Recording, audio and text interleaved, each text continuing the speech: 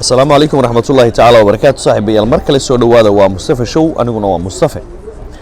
qaybtii saddexaad ee taxanaheennii halganiyaha gardaamo buuggii oo qoray Allaha u naxariistay madaxweynihii hore ee Soomaaliya iyo asaasihii dowlad goboleedka Puntland mudane Cabdullaahi Yuusuf Axmed 1954 aniga iyo 13 dhalinyaro oo ka tirsan ciidanka ayaa tababar salkaal nalagu diray dalka Talyaaniga waxaana la geeyay dugsiga ciidanka lugta ee Casana di Rome oo 4 kiiloomitir waqooyi ka xiga magaalada dalkaasi Talyaaniga ee Roma halkaasi oo aanu muddo 2 sanadood tababar xiriir ku soo qaadanay buu yiri Cabdullaahi Yuusuf Axmed markii 1956 tababarkii uu noo dhamaadayna waxaana la siiyay xidigtii koobaad tababarkaasi waxaan ku soo baxay layli sarkaalkii ugu darajada sareeyay saraakiishii la soo qaadatayna waxa ay kala haayeen buu yiri Maxamed Cali Samata Salaad Gabayare Kadiye Cabdulla Maxamed Faadil محمد جامع حربي حسن محمد صبرية جامور محمد نور محمد برقب أبو بكر حسن وهلية السلالي إبراهيم روبل ورفاد دنيا عليه محمد فارح عيديد محمد علي شرمان علم النور تربي نور عدو علي أبو بكر قاع المودي يعني أبو عبد الله يوسف أحمد soo noqodkaygina waxaan ku soo beegmay waqti la baabiyay ciidankii ciidanaha baabiinta ciidankaasi Talyaanigu waxa uu cudurdaar uga dhigay in Soomaaliya ay muddo dhow xorriyad qaadan doonto oo aanay miisaaniyadeedu qaadi karin buu kharashka ciidankaasi u baahan yahay arintaasi siyaasad kama ay marnayn sida loo ogyahay Soomaaliya iyo Itoobiya waxa ka dhaxeeyay dhul Itoobiya waxay qaybtay in arintu ay ku egtahay oo kaliya xuduud laba dal oo aan si rasmi ah loo kala qeexin halka Soomaalidu ay qaybtay in Itoobiya ay gumaysi ku haysato dhul Soomaaliyeed buu yiri Cabdullaahi Yuusuf Axmed waxa Talyaaniga loo xil saaray inuu Itoobiya kala xaajoodo arrimahaasi maxaa yeelay Soomaaliya waxa ay ku hoos jirtay wasaayadii Talyaaniga Talyaanigu arintaasi meel waa u gaarsiin waayay marka waxa dhici karta in Talyaaniga iyo Itoobiya ay galeen heshiis qarsoodi ah oo aan laga horjoogsanayn in Soomaaliya ay yeelato ciidan Talyaanigu waxa uu yiri Soomaaliya waxay u baahan tahay oo kaliya waa boolis sida awgeed markii aan dalka ku soo noqdayba waxaana lagu wareejiyay ciidankii booliska kaasi oo aan wax tababaro hore u lahayn sida darteed waxaana la geeyay akademiyada booliska ee Xamar halkaasi oo lagu siiyay tababar soconayay muddo 9 bilood laga bilaabo 56 isbedeladii siyaasadeed dalka ka soconayna waxa ay galeen marxalad cusub sanadkaasi waxa dalka lagu qabtay doorashadii ugu horeysay taasi oo ay ku guuleysteen SYL baarlamaankii ugu horeeyay ee dalku yeeshaana waxa fadhigiisu noqday caasimadda Soomaaliya halkaasi oo kal fadhigii ugu horeeyay xubnihii baarlamaanku ka tirsanaa waxa ay gudoomiye u doorteen mudane Aadan Cabdulla Cusmaan halka Cabdullaahi Ciisana loo doortay ra'iisul wasaare kaasi oo madax ka noqday xukuumaddii Soomaalida ka koobnayd ee uu Talyaanigu ku wareejiyay awoodii maamulka gudaha ee dalka 1957 waxa la magacaabay taliyaha qayb hoosaadka ee booliska gobolka Banaadir halka 1958 waxaan qaatay xidigtii labaad isla sanadkaasi waxa la dhibay taliska qaybta booliska ee gobolka Jubbada Sare oo xarintiisu ay ahayd magaalada Baydhabo halkaasina waxaan ka soo bedelay Allaha u naxariistay General Daawud oo markaasi ahaa gaashaanle buu yiri mudane Cabdullaahi Yuusuf Axmed wax kasta oo Talyaanigu ka qabay Soomaalidu waa ay u jeeday in aanu dalku ku jiri karin ciidan la'aan waxa intaas dheeraad dhisme ciidan oo cudud leh in ay Soomaaliya ka ahaa arrin muqaddis ah heerka arrintaasi laga taagan yahayna waxa ay soo shaac baxday 1959 markii ay soo dhawaatay xornimada Soomaaliya isla sanadkana waxa dalka soo food saaray laba arrimood oo dhiiri galiyay baadigoob kii loogu jiray Soomaali weyn tan hore waxay ahayd Ingiriiska oo muujiyay dareen ah inuu British Somaliland xorriyad siinayo isla sanadka Soomaaliyeed oo xorriyadeeda qaadanayso si labada dal u midoobaan tan labaadna waxa Muqdisho laga aasaasay urur siyaasi ah oo u xil saaran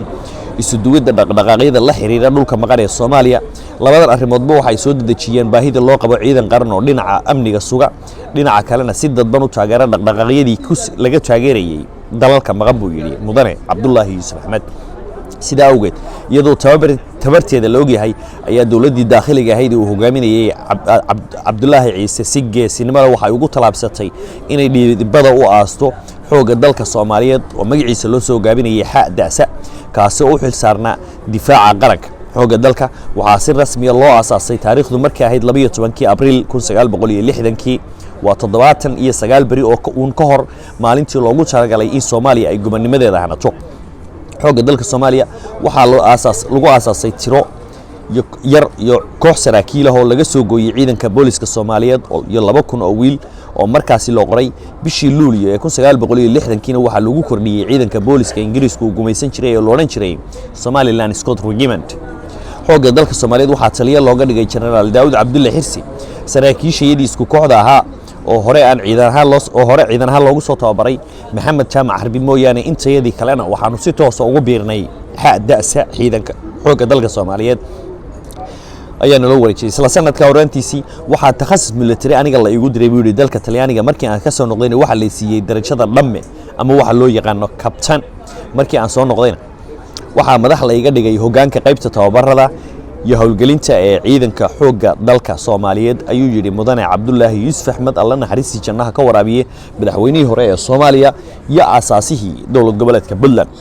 dhamaadkii 1960kii waxa la bedelay qaybta xoogga dalka Soomaaliya ee waqooyi galbeed iminkana loo yaqaan Somaliland oo ka noqday taliye horin gobolkaasi oo aan ka soo shaqeeyay ilaa dhamaadka 1962kii muddadii aan halka joogay waxaan ka qayb qaatay buu fashilinta isku dayga afgambi ee la rabay in dalka lagu kala gooyo arrintaasina waxaan ku mutaystay in aan u dalaco darajada gaashaanle sidee ayuu dhacay isku dayga afgambigii gobolada waqooyi ee haatan loo yaqaan Somaliland 1962kii waa kan Cabdullaahi Yuusuf oo arrimahaas inoo faahfaahinaya dabaashaadkii xorriyadda iyo midnimada oo aan wali dhamaanin laguna guda jiro talaabooyinkii lagu dhisay habka maamulka lagu midayn lahaa kaasi oo looga dan lahaa in looga gudbo labadii maamul ee la kala oran jiray Soomaaliya iyo Somaliland ayaa subaxnimadii bisha December ama bisha 12aad ee sanadkii 1961 ay 20 ahayd lagu waabiristay dhacdo lama filaan ah oo aan waliba looga fadhiin dhinaca waqooyi dhacdadaasi foosho xumi waxay ahayd isku day afgambi oo saraakiil dhalinyaro iyo saraakiil xigeenno reer waqooyi ah ay ku talaabsadeen taas oo ay qaadeen in ay ku kala gooyaan jamhuuriyaddii shalay la isku daray buu yiri Cabdullaahi Yuusuf Axmed saraakiishaasi waxa hormuud u ahaa Xasan Cabdille Walanwal oo ku magac dheeraa Xasan Kayd iyo Cabdullaahi Kongo waxaanay kala joogeen Hargeysa iyo Burco xilligaasi xoogga dalka Soomaaliya waxa uu ku jiray dhismo oo wali ma uu yeelan wardo la isku halayn karo iyo qalabkii loo baahnaa ee lagu socon karay guud ahaan dhaqdhaqaaqa wadanka ka jira gaar ahaan kuwii ka jiray ciidamada dhexdooda waxaana yaab ahaa ma jirin wax tuhuna oo laga qabay saraakiisha ama laga dareemayay abaabulka dhalinyaradaas ay ugu jirtay sidii dalka ay u kala goyn lahayd buu yiri Cabdullaahi Yuusuf Axmed mararka qaarkood waxa jiray hadallo ay saraakiishu igula kaftami jireen sida wartaliye maxaad fasax u qaadan weyday oo sida saaxiibka Maxamed Nuur Baarqab aad Muqdisho waadi weyday hadallada noocaasa waxba kama aan dareemi karaynin maxaa yeelay maskaxdaydaba waa ay ka weynayd in dad miyirkooda qaba xilligaas ay isku dayi kareen falal noocaasa ama afgambi inay dalka ku kala gooyaan dhacdooyinka isku dayga afgambigu waxa ay u dhaceen sidan soo socota laba xidigle Cabdullaahi Kongo oo kamid ah raggii ugu cadcada ee ka dambeeyay ayaa ku soo guriya noqday magaalada Hargeysa kadib markii uu muddo dibadda safar ugu maqnaa halkaas waxa uu ku kulmay laba xidigle Xasan Kayd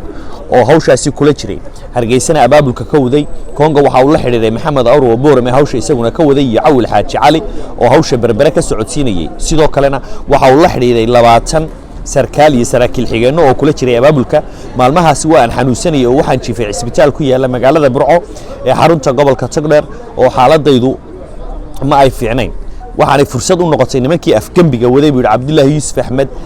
maqnaashahaygu waxa uu sahlay inay fursad helaan ciidankana ay gacanta ku dhigaan dabadeedna saacadii ay afgambiga u ballaansanaayeen ayay ciidankii saf geliyeen madaxweynihii waa uu kala diray baarlamaankii isla markaa amar ayuu ku siiyay ciidamadu in ay dalka qabtaan ciidankii iyagoo aan shakiyin bay amarkii la siiyay qaateen waxaana dareenka walaaca galiyay laba arrimood warkaas oo aan meelna laga maqal iyo idaacadihii dalka oo caadi hawshoodii u watay ciidanku ma haysan waxa maraha oo ay arrintaasi kaga soo horjeestaan buu yiri mudane Cabdullaahi Yuusuf Axmed alla naxariisi jannaha ka waraabiye madaxweynaha Soomaaliya iyo asaasihii dowlad goboleedka Puntland